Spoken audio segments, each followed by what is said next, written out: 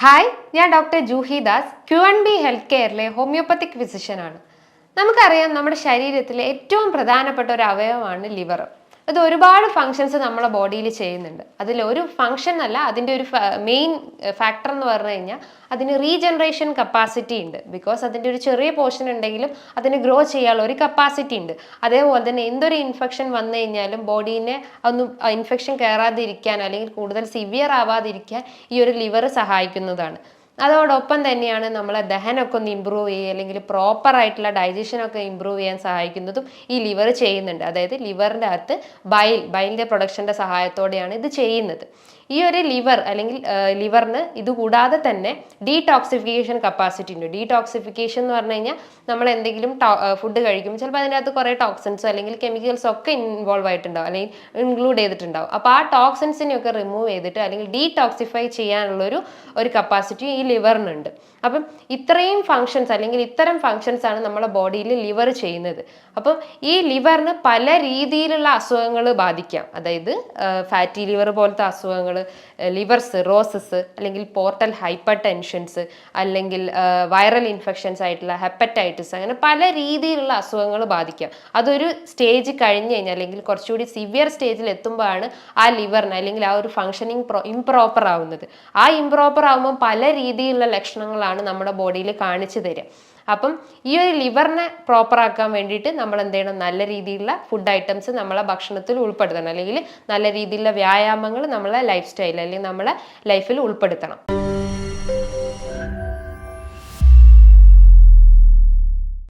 ഇങ്ങനെ ലിവറിനെ ബാധിക്കുന്ന ഒരു വൈറൽ ഇൻഫെക്ഷൻസ് ആണ് ഈ ഹെപ്പറ്റൈറ്റിസ് അഥവാ മഞ്ഞപ്പിത്തം എന്ന് പറയുന്നത്.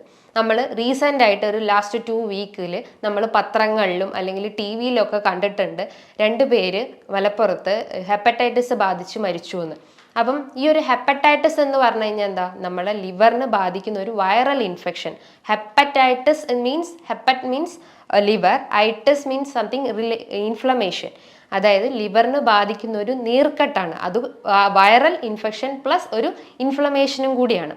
ഈ ഒരു ഹെപ്പറ്റൈറ്റിസ് എന്ന് പറയുമ്പോൾ ഈ ഒരു വൈറൽ ഇൻഫെക്ഷൻ തന്നെ അത് നമുക്കറിയാം. ആ വൈറൽ ഇൻഫെക്ഷൻ എന്ന് പറയുമ്പോൾ എന്തോ ഒരു വൈറസ് ആണ് അത് കോസ് ചെയ്യുന്നത്.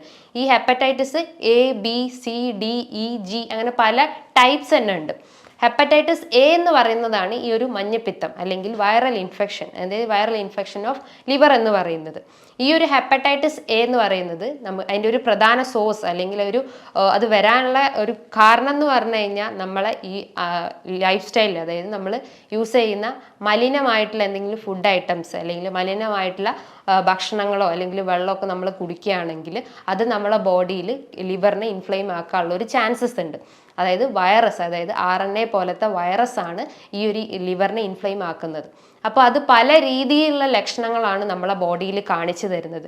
അതായത് ലിവറിനെ ബാധിച്ചു കഴിഞ്ഞാൽ നമ്മളെ റൈറ്റ് സൈഡിൽ വാരിയലിൻ്റെ താഴെയായിട്ട് നല്ല വേദന അനുഭവപ്പെടാം. അതായത് അസഹനീയമായിട്ടുള്ള വേദനയായിരിക്കും പേഷ്യൻസ് പറയാം. ഫസ്റ്റ് ഒരു സിംറ്റം എന്ന് പറഞ്ഞു കഴിഞ്ഞാൽ നമുക്ക് ഫീവർ ഉണ്ടാവുക, ഹൈ ഗ്രേഡ് ഫീവർ ആയിരിക്കും പേഷ്യൻസ് പറയുക. രണ്ടാമതായിട്ടാണ് നമുക്ക് ലിവറിനെ ബാധിച്ചു കഴിഞ്ഞാൽ നമുക്ക് സ്കിന്നിലും നമ്മുടെ നെയിൽസിലും കണ്ണിനും ഒക്കെ ആയിട്ട് യെല്ലോ ഡിസ്കളറേഷൻ വരിക. യെല്ലോ എന്ന് പറഞ്ഞു കഴിഞ്ഞാൽ നമ്മളെ കണ്ണിൻ്റെ അകത്തൊക്കെ ആയിട്ട് ഒരു യെല്ലോ കളർ വരിക, അല്ലെങ്കിൽ നഖത്തിന് ചുറ്റും അല്ലെങ്കിൽ നഖത്തിൻ്റെ മുകളിലായിട്ട് ഒരു യെല്ലോ ഡിസ്കളറേഷൻ വരിക. അതിനാണ് നമ്മൾ ജോണ്ടിസ് എന്ന് പറയുന്നത്. അതോടൊപ്പം തന്നെ നമുക്ക് അമിതമായിട്ടുള്ള ക്ഷീണം, ബിക്കോസ് ഓൾറെഡി നമ്മളെ ഇമ്മ്യൂണിറ്റി എല്ലാം റെഡ്യൂസ്ഡ് ആയി, നമുക്ക് ഇൻഫെക്ഷൻ നമ്മളെ ബോഡിയിൽ കയറി കഴിഞ്ഞു. അപ്പം നമുക്ക് ആ ഒരു പ്രതിരോധ ശേഷി പൂർണ്ണമായിട്ടും നഷ്ടപ്പെട്ട് കഴിഞ്ഞു. അപ്പം നമുക്ക് നമ്മളെ സെൽസ് പിന്നെയും വീക്ക് ആവുക ചെയ്യുന്നത്. അപ്പോൾ സെൽസിൻ്റെ ആ ഒരു റിപ്പയറിങ് അല്ലെങ്കിൽ ആ ഒരു റീജനറേഷൻ അവിടെ നടക്കുന്നില്ല. അപ്പോൾ നമുക്ക് കൂടുതലായിട്ടുള്ള ക്ഷീണം തോന്നും അല്ലെങ്കിൽ വീക്ക്നെസ് തോന്നും. അതോടൊപ്പം തന്നെ നമുക്ക് ദഹന റിലേറ്റ് ചെയ്ത് അല്ലെങ്കിൽ ഡൈജസ്റ്റീവ് റിലേറ്റ് ചെയ്തിട്ടുള്ള പ്രശ്നങ്ങളും വരും. അതായത് നമുക്ക് എന്തെങ്കിലും വയറിളകുന്ന പോലത്തെ ബുദ്ധിമുട്ടുകൾ, അല്ലെങ്കിൽ മലബന്ധം പോലത്തെ ബുദ്ധിമുട്ടുകൾ, അല്ലെങ്കിൽ വയറ് വേദനയായിട്ട് തോന്നാം, അങ്ങനെ ഛർദിയായിട്ട് തോന്നാം, അങ്ങനെ പല രീതിയിലുള്ള ഡൈജസ്റ്റീവ് റിലേറ്റ് ചെയ്തിട്ടുള്ള അസുഖങ്ങളും അല്ലെങ്കിൽ ലക്ഷണങ്ങളും ഒക്കെ കാണിക്കാം ഈ ഒരു ഹെപ്പറ്റൈറ്റിസ് വന്നു കഴിഞ്ഞാൽ.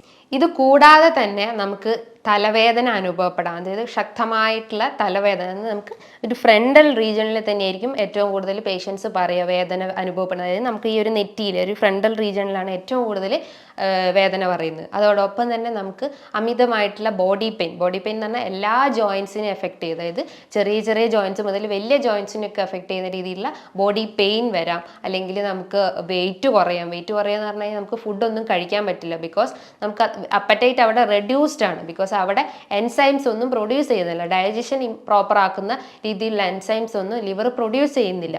അത് പ്രൊഡ്യൂസ് ചെയ്യാതിരിക്കുമ്പോൾ എന്ത് ചെയ്യും? നമ്മളെ ഡൈജഷൻ ഇംപ്രോപ്പർ ആവും. അത് ഇംപ്രോപ്പർ ആകുമ്പോൾ നമുക്ക് ദഹനത്തിന്റെ പ്രശ്നങ്ങൾ വരും. അപ്പം നമുക്ക് ഫുഡ് കഴിക്കാൻ പറ്റാത്തൊരവസ്ഥ വരും. അതായത് അപ്പറ്റൈറ്റ് അവിടെ റെഡ്യൂസ്ഡ് ആയിട്ടുള്ള ഒരു അവസ്ഥ.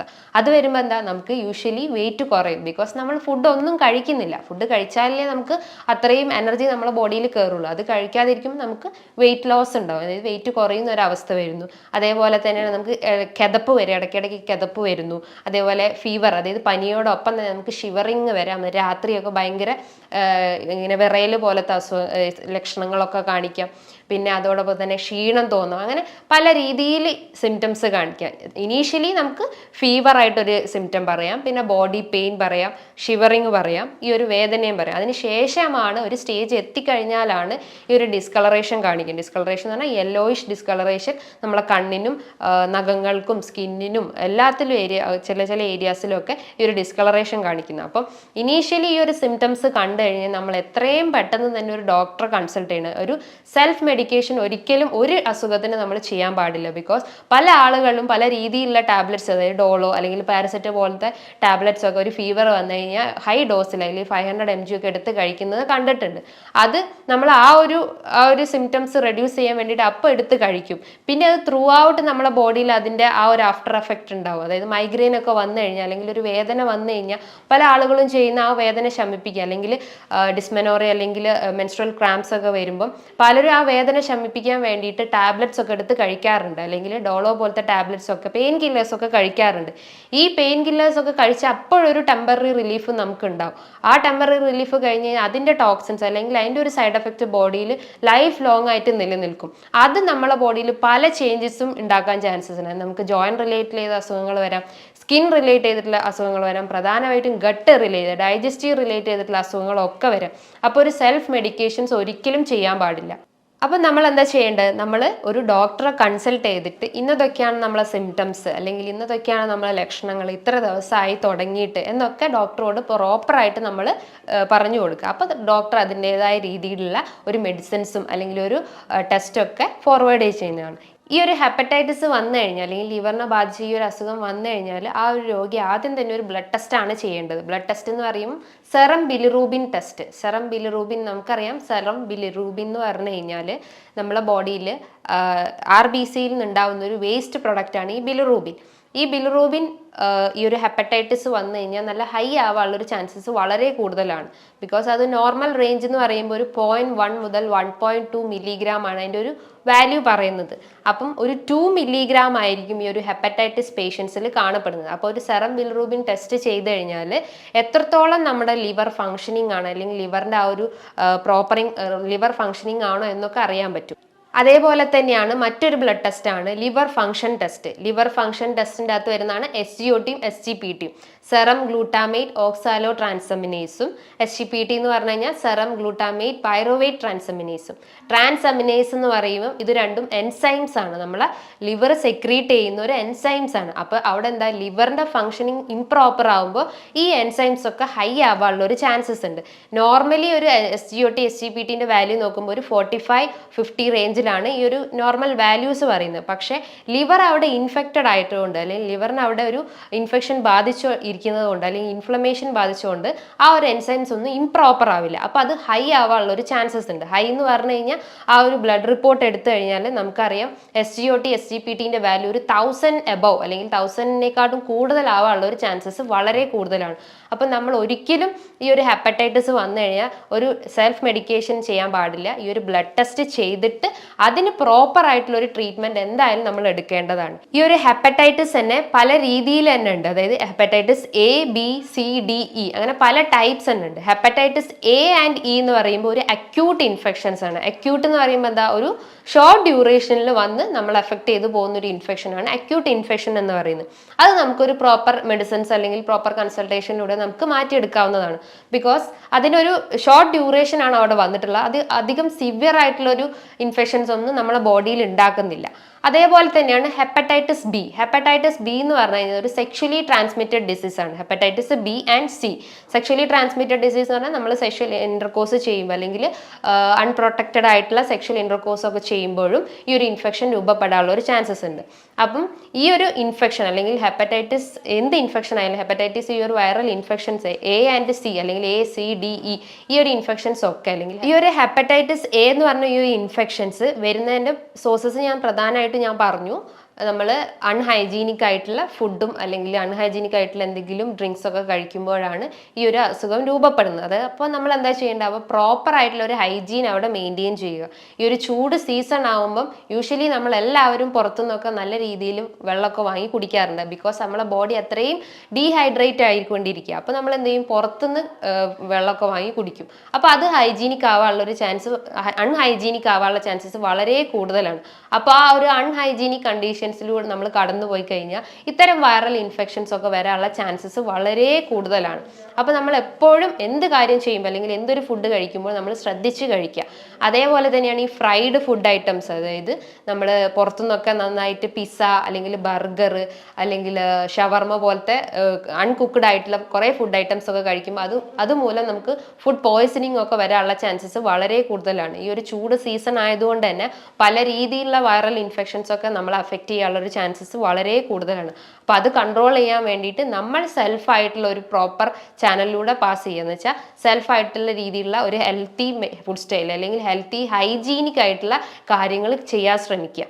ഈ ഒരു ഹെപ്പറ്റൈറ്റിസ് ഇൻഫെക്ഷൻ അല്ലെങ്കിൽ ഹെപ്പറ്റൈറ്റിസ് A ഇൻഫെക്ഷൻ വന്നു കഴിഞ്ഞാൽ അല്ലെങ്കിൽ ഈ ഒരു വൈറൽ ഇൻഫെക്ഷൻ വന്നു കഴിഞ്ഞാൽ അതിൻ്റെ ഒരു ഇൻക്യുബേഷൻ പീരീഡ് എന്ന് പറഞ്ഞാൽ ഒരു 10 to 20 days ആണ്.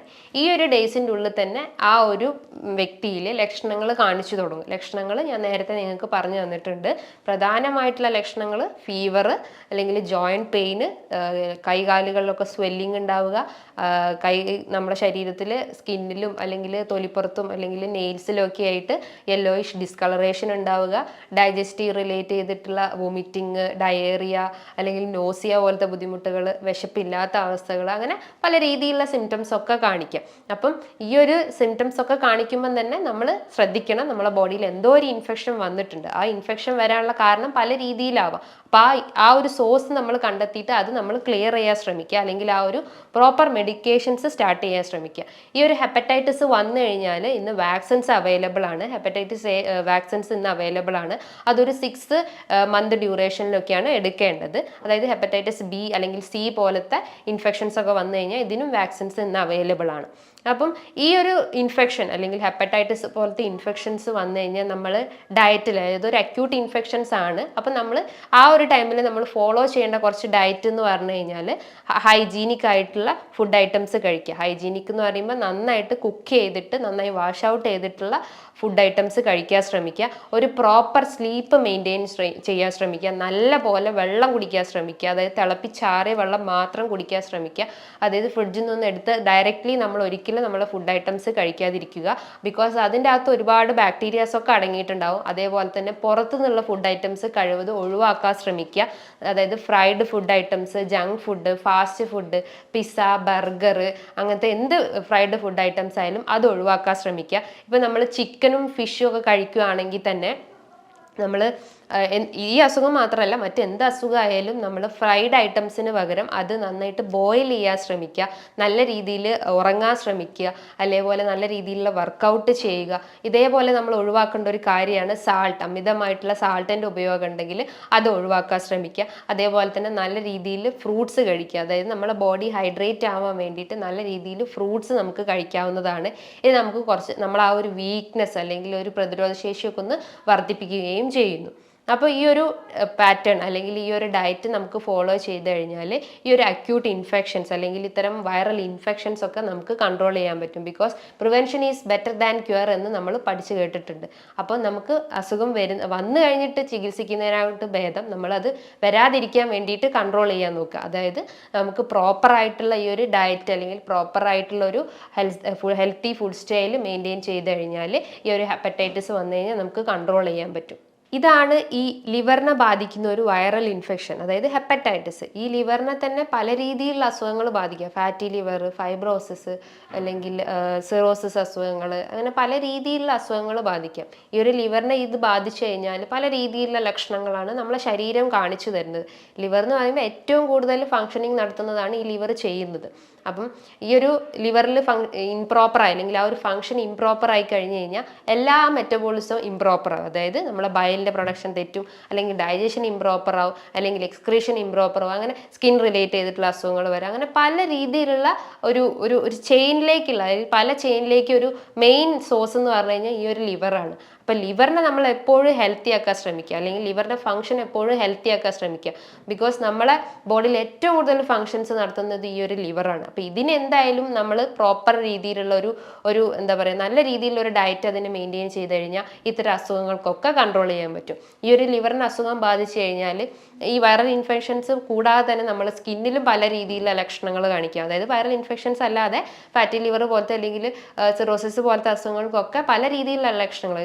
സ്കിന്നിലൊക്കെ നോക്കുമ്പോൾ സ്കിന്നിൽ ഡിസ്കളറേഷൻ കാണാം, അതായത് വൈറ്റിഷ് അല്ല യെല്ലോയിഷ് ഡിസ്കളറേഷൻ ഉണ്ടാവും, അല്ലെങ്കിൽ സ്പൈഡർ വെയിൻസ് പോലത്തെ, അതായത് ചിലന്തി വല പോലത്തെ ഇങ്ങനെ വെസൽസ് ഇങ്ങനെ ഡയലേറ്റ് ചെയ്ത് നിൽക്കുന്നത് കാണാം. അല്ലെങ്കിൽ എക്കേമോസിസ് എന്ന് പറയും. എക്കേമോസിസ് എന്ന് പറഞ്ഞു കഴിഞ്ഞാൽ ഒരു ഇഞ്ചുറി പറ്റി കഴിഞ്ഞാൽ ഒരു ചതഞ്ഞ പോലത്തെ അല്ലെങ്കിൽ ഒരു ബ്രൂയിസ്ഡ് പോലത്തെ ഒരു ഇഞ്ചുറി അവിടെ കാണുന്ന, അല്ലെങ്കിൽ സ്കിന്നിൻ്റെ മുകളിലൊക്കെ കാണാനുള്ള ഒരു ചാൻസസ് ഉണ്ട്. സ്കിന്ന് ഭയങ്കര ഡ്രൈ ആവാനുള്ള ചാൻസസ് ഉണ്ട്. അല്ലെങ്കിൽ ഹെയർ ഒക്കെ നോക്കുമ്പോൾ ഭയങ്കര ഡ്രൈനെസ് ഉണ്ടാവാം, അല്ലെങ്കിൽ സാന്തലിസ്മ എന്ന് പറഞ്ഞിട്ടുള്ള കണ്ടീഷൻസ്, അല്ലെങ്കിൽ ഭയങ്കര വീക്ക്നെസ് ഉണ്ടാവാം, പ്രധാനമായിട്ടും വെയിറ്റ് ലോസ് ഉണ്ടാവാം, ക്ഷീണം ഉണ്ടാവാം, അല്ലെങ്കിൽ നമ്മളെ അപ്പറ്റൈറ്റ് അല്ലെങ്കിൽ നമ്മൾ ആ ഒരു വിശപ്പിൻ്റെ ആ ഒരു പ്രവർത്തനമൊക്കെ തകരാറിലാവും, അല്ലെങ്കിൽ വിശപ്പില്ലാത്തൊരവസ്ഥ വരിക, അല്ലെങ്കിൽ നമ്മളെ മൂഡ് ചേഞ്ചസ് ഉണ്ടാവും, മൂഡ് സ്വിങ്സ് ഉണ്ടാവുക, പെട്ടെന്ന് ദേഷ്യം വരിക, അല്ലെങ്കിൽ ഒരു ഡിപ്രസ്ഡ് സ്റ്റേജിലോട്ടൊക്കെ പോവുക, നമുക്ക് ഒന്നിലും ഒരു കോൺസെൻട്രേഷൻ കിട്ടാത്തൊരവസ്ഥ, അല്ലെങ്കിൽ ഒരു ഫോക്കസ്ഡ് അല്ലാത്തൊരവസ്ഥ, അങ്ങനെ പല രീതിയിലുള്ള സിംറ്റംസ് ആണ് നമ്മളെ ലിവറിൽ ഒരു ഇത് തെറ്റിക്കഴിഞ്ഞാൽ കാണിച്ചു തരുന്നത്. ഇപ്പോൾ ഫാറ്റി ലിവർ ആണെങ്കിൽ ഫാറ്റി ലിവറിനായാലും സെയിം കണ്ടീഷൻസ് തന്നെയാണ്, അല്ലെങ്കിൽ സെയിം ലക്ഷണങ്ങൾ തന്നെയാണ് കാണിക്കുക. പക്ഷേ ഒരു സ്കിന്നിൻ്റെ പുറത്ത് ഇങ്ങനെ ഒരു ടാക്സ് പോലെ കാണാം, അല്ലെങ്കിൽ ഒരു ഡിസ്കളറേഷൻ പോലെ കാണാം, അല്ലെങ്കിൽ വയറിൻ്റെ അകത്ത് ഭയങ്കര വേദന അനുഭവപ്പെടാം. അങ്ങനെ പല പല രീതിയിലുള്ള ലക്ഷണങ്ങൾ ഈ ഒരു ലിവറിൻ്റെ ഫങ്ഷൻസ് ഇംപ്രോപ്പറായി കഴിഞ്ഞു കഴിഞ്ഞാൽ നമ്മുടെ ശരീരത്തിൽ കാണിച്ചു തരും. അപ്പം നമ്മൾ ആദ്യം ലിവറിൻ്റെ ഫങ്ഷൻസ് ഇംപ്രോപ്പർ ആക്കുക, അല്ലെങ്കിൽ ലിവറിൻ്റെ ഫങ്ഷൻസ് പ്രോപ്പർ ആക്കുക, അല്ലെങ്കിൽ നമ്മളൊരു ഗട്ട് ഹെൽത്ത് ക്ലിയർ ആക്കുക, അല്ലെങ്കിൽ നമ്മളെ മൈൻഡൊക്കെ ഒന്ന് സ്റ്റെബിലൈസ് ചെയ്തിട്ടുള്ള വർക്കൗട്ട് അല്ലെങ്കിൽ എക്സസൈസ് ഒക്കെ ചെയ്ത് കഴിഞ്ഞാൽ ഇത്തരം അസുഖങ്ങളൊക്കെ നമുക്ക് കൺട്രോൾ, അസുഖങ്ങൾ എന്ന് പറഞ്ഞാൽ ലൈഫ് സ്റ്റൈൽ ഡിസീസൊക്കെ കൺട്രോൾ ചെയ്യാൻ പറ്റും. ബട്ട് വൈറൽ ഇൻഫെക്ഷൻസ് വരുവാണെങ്കിൽ അത് വന്നു കഴിഞ്ഞ് കഴിഞ്ഞാൽ നമ്മൾ അതിനെ ഫോക്കസ് ചെയ്യുന്ന രീതിയിലുള്ള ഫുഡ് സ്റ്റൈൽ അപ്പം തന്നെ മെയിൻറ്റെയിൻ ചെയ്യുക. ബിക്കോസ് അതൊരു അക്യൂട്ട് ഇൻഫെക്ഷൻസ് ആണ്. അക്യൂട്ട് എന്ന് പറഞ്ഞാൽ ഒരു ഷോർട്ട് ഡ്യൂറേഷനിൽ വന്നിട്ടുള്ള ഒരു ഇൻഫെക്ഷനാണ് ഈ അക്യൂട്ട് ഇൻഫെക്ഷൻ. അപ്പോൾ അത് വന്നു കഴിഞ്ഞാൽ നമ്മൾ സഡൻ ആയിട്ടുള്ള ആക്ഷൻസ് നമ്മൾ എടുക്കണം. പെട്ടെന്ന് തന്നെ ഒരു ഡോക്ടറെ കൺസൾട്ട് ചെയ്തിട്ട് അതിന് പ്രോപ്പറായിട്ടുള്ള മെഡിക്കേഷൻസ് നമ്മൾ സ്റ്റാർട്ട് ചെയ്യണം.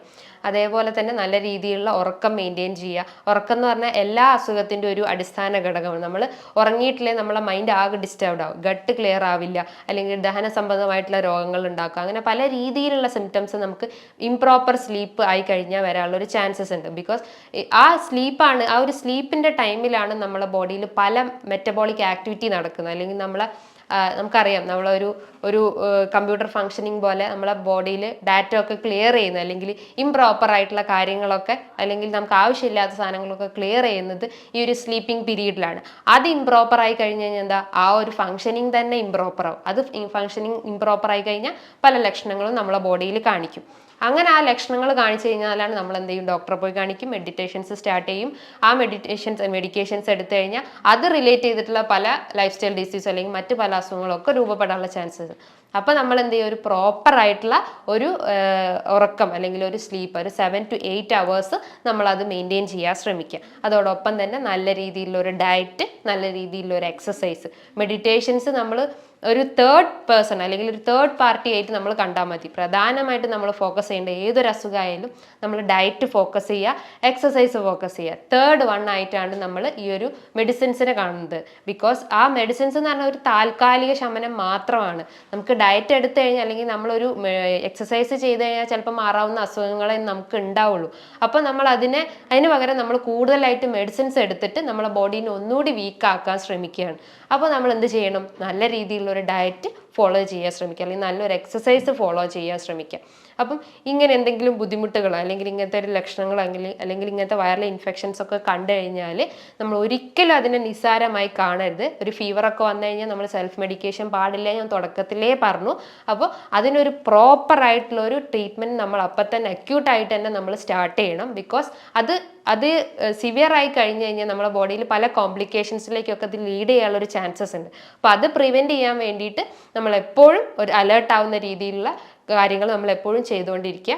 നല്ലൊരു ഹെൽത്തി ഫുഡ് സ്റ്റൈൽ അല്ലെങ്കിൽ നല്ലൊരു ഹെൽത്തി ലൈഫ് മെയിൻറ്റെയിൻ ചെയ്യുക. അങ്ങനെയാണെങ്കിൽ നമുക്ക് ഇത്തരം ഇൻഫെക്ഷൻസും അല്ലെങ്കിൽ ഇത്തരം ലൈഫ് സ്റ്റൈൽ ഡിസോർഡേഴ്സൊക്കെ നമുക്ക് കൺട്രോൾ ചെയ്യാൻ പറ്റും. ഇനിയും നല്ലൊരു ഹെൽത്ത് വീഡിയോയുമായി വീണ്ടും കാണാം. താങ്ക്